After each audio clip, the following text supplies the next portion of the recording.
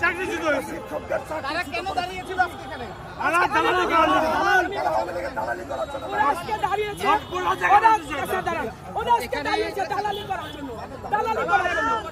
দালালি করার জন্য ওরা গত স্বৈরাচারী খুনি হাসিনার সময় ওরা এইখানে দাঁড়ায়া নজরুল ইসলাম রনি, জসিমউদ্দিন বলেছে আমাদের চেয়ে বড় আওয়ামী লীগ আর নাই।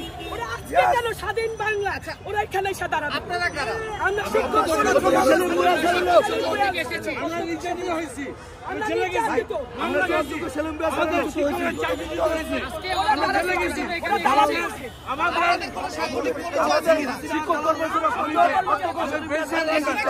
আমি president member Bangladesh president member আমার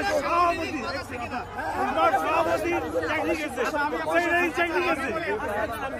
সামনে এসে কারো গায়ের উপরে এইভাবে হাত তোলা বা আপের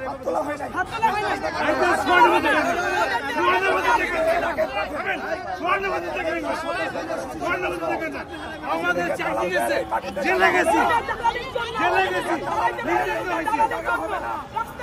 হঠাৎ প্রেস ক্লাবে আওয়ামী লীগের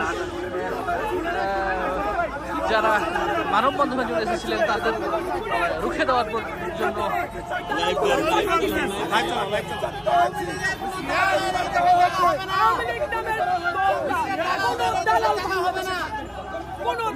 শিক্ষকদের নেতা একজন অধ্যক্ষ সেলুম ভাই, শিক্ষকদের নেতা অধ্যক্ষ সেলুম ভাই,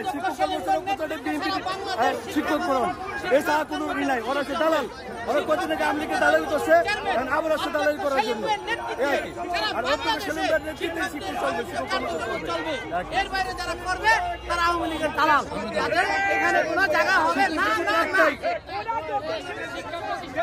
জাতীয় প্রেস ক্লাবের সামনে ঘটনাটা কি বলেন?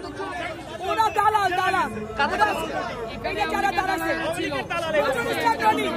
নজরুল ইসলাম রনি, আমাদের জসিমউদ্দিন শাহ, কোহিনুর কাকলি, শারমিন কাকলি, সুপ্রাদা, এরা সব আওয়ামী লীগের দালাল। ওরা এই মিটিং এ দাঁড়ায় বসে আমাদের চেয়ে বড় আওয়ামী লীগ আর নাই। সুতরাং এই আওয়ামী লীগদের স্থান এই আওয়ামী লীগের প্রেস ক্লাবে থাকবে না।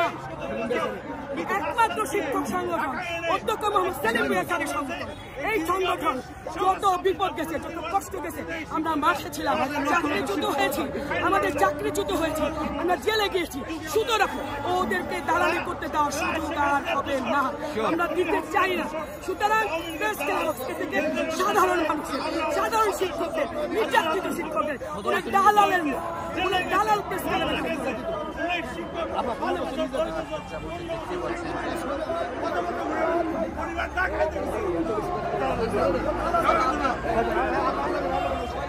ধন্যবাদ।